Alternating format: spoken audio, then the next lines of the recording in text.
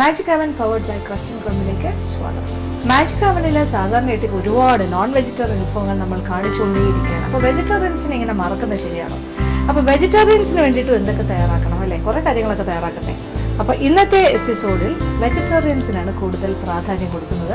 എങ്കിൽ പോലും ഈ വെജിറ്റേറിയൻ വിഭവം നോൺ വെജിറ്റേറിയൻ ഇഷ്ടപ്പെടുന്നവർക്കും ഒരുപക്ഷെ ഇഷ്ടമാകും. ഒരുപക്ഷെ അല്ല, ശരിക്കും ഇഷ്ടമാകും. കാരണം ഇത് ഇറച്ചി പോലെ തോന്നിക്കും, എന്നാൽ ഇത് ഇറച്ചിയല്ല. ഇത് സോയ ചങ്ക്സ്, അതായത് സോയാബീൻ പേസ്റ്റിൽ നിന്നുണ്ടാക്കുന്ന സോയ ചങ്ക്സ്, ചെറിയ ഉരുളകൾ പോലിരിക്കുന്ന സോയ ചങ്ക്സ് നമുക്ക് പാക്കറ്റിൽ വാങ്ങാൻ കിട്ടും.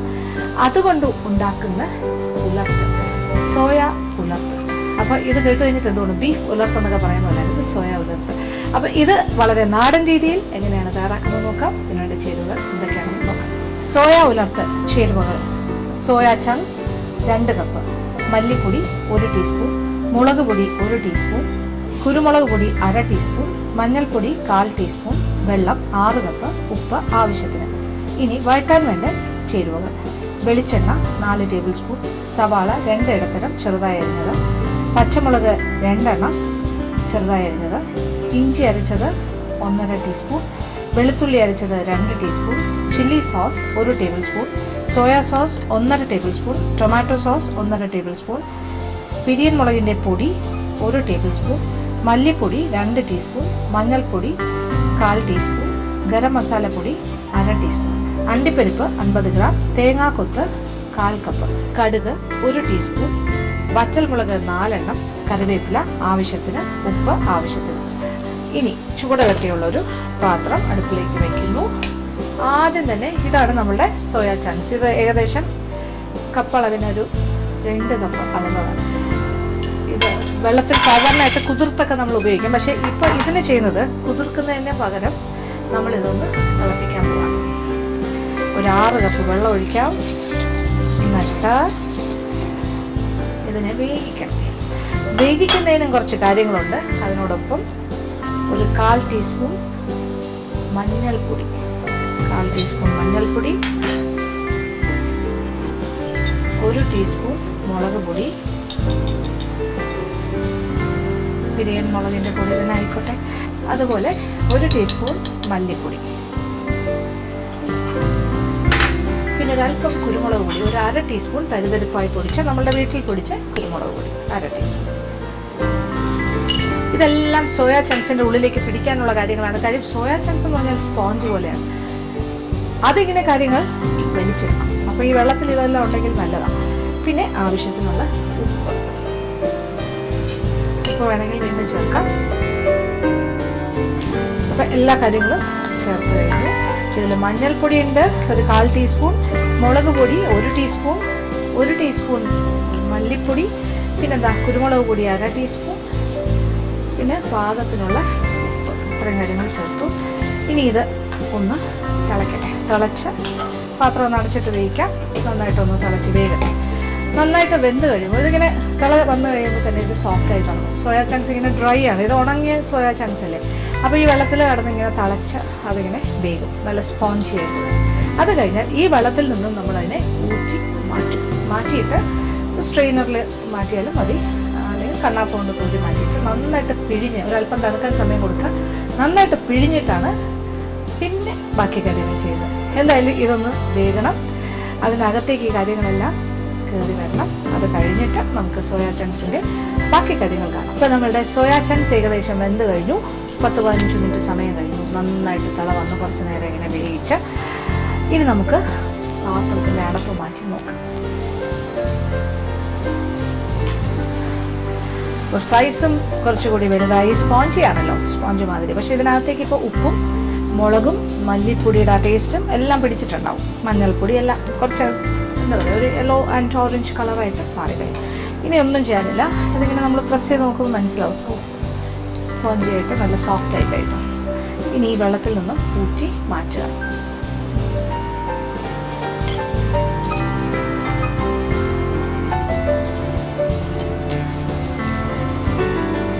ഈ വെള്ളം നമ്മളിനി എടുക്കുന്നില്ല. ഈ വെള്ളം കളയും. അതിൻ്റെ ആവശ്യമില്ല. കാര്യം സോയ ചങ്ക്സിന് ആവശ്യമുള്ള കാര്യങ്ങളെല്ലാം അതിൻ്റെ ഉള്ളിലേക്ക് കയറി കഴിഞ്ഞു. ഇനി ഒന്ന് തണുക്കാനായിട്ട് ഒരല്പ സമയം മാറ്റി വയ്ക്കണം. എന്നിട്ട് കാര്യം നമുക്കിത് കൈ കൊണ്ട് നന്നായിട്ടൊന്ന് പിഴിഞ്ഞ് അതിനകത്തുള്ള വെള്ളമൊക്കെ മാറ്റണം. അപ്പോൾ ഇച്ചിരി തണുത്ത് കഴിഞ്ഞാലല്ലേ അത് ചെയ്യാൻ പറ്റുള്ളൂ. അതുകൊണ്ട് തണുക്കാനായിട്ട് മാറ്റി വയ്ക്കും. നന്നായിട്ട് തണുത്ത് കഴിഞ്ഞിട്ട് നന്നായിട്ട് പിഴിഞ്ഞ് അതിൻ്റെ വെള്ളമെല്ലാം മാറ്റിയിട്ട് ഓരോ സോയ ചങ്ക്സിനെയും 4 പീസസ് ആയിട്ട് മുറിക്കുക. 4 or 5 ആയിട്ട് ക്യൂബ്സ് പോലെ മുറിച്ചെടുക്കുക. നമ്മളിപ്പോൾ ബീഫ് ഉലർത്ത് പോലെയല്ലേ ചെയ്യുന്നത്, സോയ ഉലർത്ത്. അപ്പോൾ അതിനനുസരിച്ചിട്ട് അതിൻ്റെ ഷേപ്പ് ക്രമീകരിക്കണം. അങ്ങനെ നമ്മളുടെ സോയ ചങ്ക്സ് എല്ലാം തന്നെ തണുത്തു. അത് കഴിഞ്ഞ് നന്നായിട്ട് പിഴിഞ്ഞ് അതിൻ്റെ വെള്ളമെല്ലാം കളഞ്ഞിട്ട് ഞാനിങ്ങനെ ചെറിയ ക്യൂബ്സ് ആയിട്ട് മുറിച്ച് കഴിഞ്ഞു. ഇത് കണ്ടു കഴിഞ്ഞാൽ ചെറിയ ബീഫ് പീസസ് പോലെ ഇരിക്കുന്നില്ല, അത് തന്നെയാണ് നമ്മുടെ ഉദ്ദേശം. കണ്ടു കഴിഞ്ഞാൽ ഒരു ബീഫ് ഉലർത്ത് പോലെ തോന്നണം അവസാനമാകുമ്പോൾ. അപ്പോൾ നമുക്ക് സോയ ചങ്ക്സ് ഉലർത്തിയെടുക്കാൻ പാകത്തിനുള്ള കുറച്ച് വിസ്താരമുള്ള ചൂട് കെട്ടുള്ളൊരു പാത്രം അടുപ്പിൽ വെച്ച് ചൂടാക്കാം. ഇതിലേക്ക് ആദ്യമേ തന്നെ കുറച്ച് വെളിച്ചെണ്ണ, 4 ടേബിൾ സ്പൂൺ വെളിച്ചെണ്ണ. അപ്പോൾ നമ്മളുടെ എണ്ണ നല്ല ചൂടായി കഴിഞ്ഞാൽ ഉടനെ ആദ്യം തന്നെ പച്ചമുളക്, 2 പച്ചമുളക് ചെറുതായി അരിഞ്ഞത്,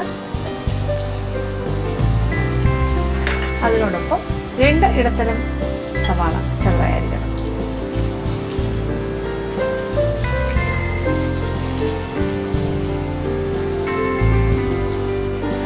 അപ്പോൾ സവാളയുടെ നിറമൊക്കെ മാറി ഒരു ഗോൾഡൻ ബ്രൗൺ കളറാകാൻ തുടങ്ങണം. അതുവരെ ഇടയ്ക്കിടയ്ക്ക് ഇളക്കി കൊടുക്കാം.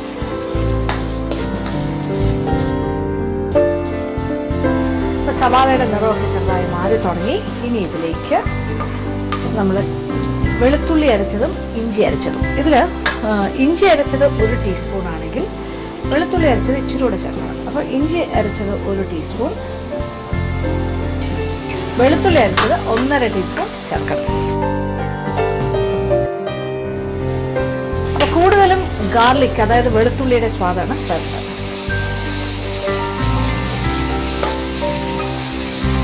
അപ്പോൾ അതിൻ്റെ ഒരു പച്ചച്ചുവ മാറുന്നവരെ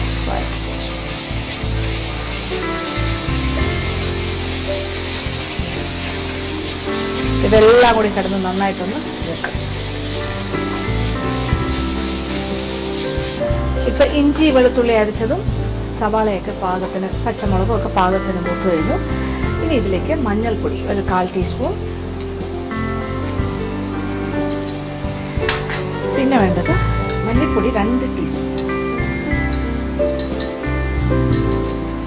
2 ടീസ്പൂൺ മല്ലിപ്പൊടി, പിന്നെ പിരിയൻ മുളകിൻ്റെ പൊടി 1 ടേബിൾ സ്പൂൺ, കുറച്ച് കൂടുതൽ പിരിയൻ മുളക് പൊടി 1 ടേബിൾ സ്പൂൺ ഇടുക.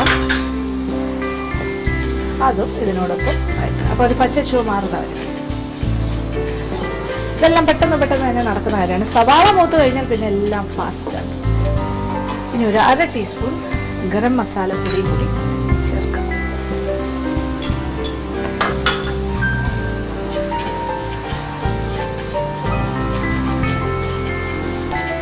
ഇനി കുറച്ച് അണ്ടിപ്പരിപ്പ് ഒരു 50 ഗ്രാം,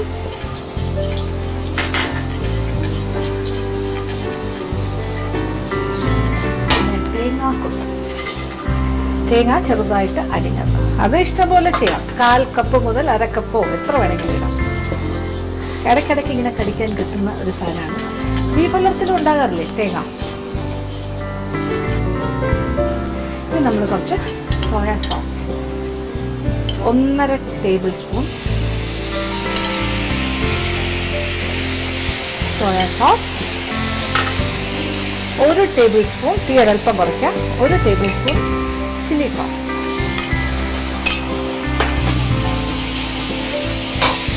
അതേപോലെ തന്നെ 1.5 ടേബിൾ സ്പൂൺ ടൊമാറ്റോ സോസ്, 3 കടി.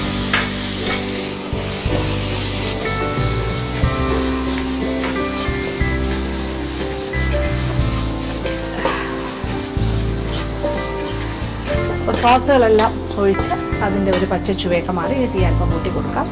ഇനി ഒരല്പം വെള്ളം.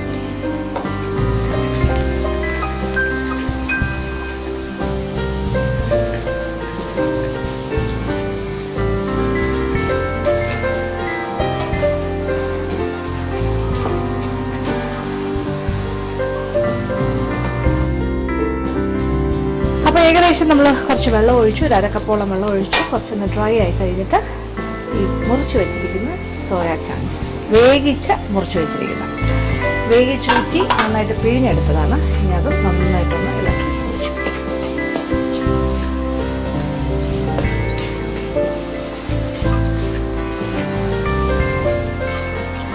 ഇത് നന്നായിട്ട് മൂപ്പിച്ച് മറിച്ചിട്ട് കൊടുക്കുക. ഇടയ്ക്ക് ഇങ്ങനെ തിരിച്ച് മറിച്ച് വിട്ടിട്ട് നല്ല എന്താ പറയുക ഒരു ഡ്രൈ ഫ്രൈ ആക്കി എടുക്കും.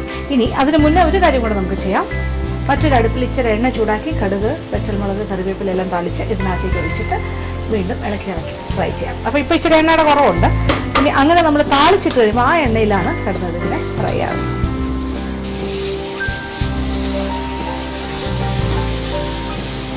മറ്റൊരു പാത്രം അടുപ്പിലേക്ക് വെച്ചിട്ട് അതിലേക്ക് കുറച്ച് വെളിച്ചെണ്ണ, ഇച്ചിരി ഏറെ വെളിച്ചെണ്ണ ഒഴിച്ച് നമുക്കൊന്ന് താളിക്കാം. കാര്യം ഈ എണ്ണ ആ താളിക്കലോട് കൂടി ഇതിനകത്തേക്ക് ഒഴിച്ച് ഇങ്ങനെ ഇളക്കി കൊടുക്കുമ്പോൾ ഇപ്പോൾ ഇച്ചിരി എണ്ണയിലല്ലേ ഇത് കിടക്കുന്നത്, ആ എണ്ണയിൽ കിടന്ന് നന്നായിട്ട് നോക്കണം. സാധാരണ ഇപ്പം നമ്മൾ ബീഫ് ഉലർത്തിയാണെങ്കിലും ബീഫൊക്കെ വേവിച്ച് വച്ചിച്ച് വെച്ചിട്ട് പിന്നെ നമ്മൾ എണ്ണ ചൂടാക്കി അതിൽ കുറച്ച് കാര്യങ്ങളൊക്കെ ഇട്ട് താളിച്ച് അതിലിട്ടിങ്ങനെ ഇളക്കി എടുക്കുമ്പോൾ ഒരു പ്രത്യേക മണവും രുചിയുമാണ്.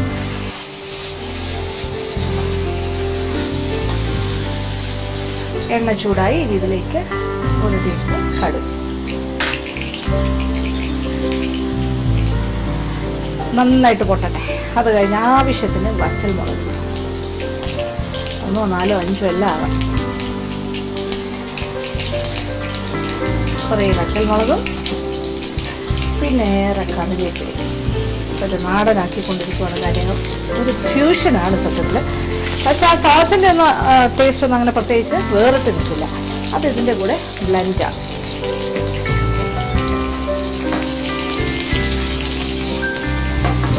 ഈ താളിച്ചത് നമ്മളിതിൻ്റെ മുകളിലേക്ക് ഒഴിക്കും.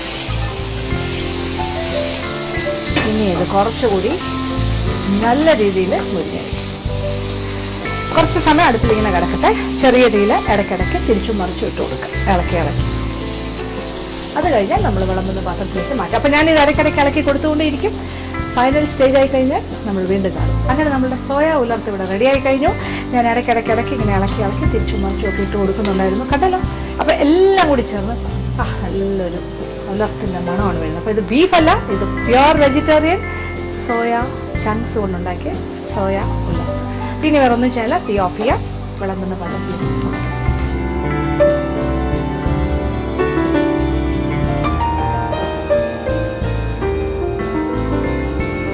അങ്ങനെ കാണാൻ നല്ല ഭംഗിയുള്ളതും നല്ല മണവും രുചിയുമുള്ള സോയ ചങ്ക്സ് ഉലർത്ത് റെഡിയായി കഴിഞ്ഞു. ഇനി വേറെ ഒന്നും ഇല്ലാതെ ചൂടോടുകൂടി തന്നെ വിളമ്പ് എല്ലാവർക്കും ഇഷ്ടമാണ്.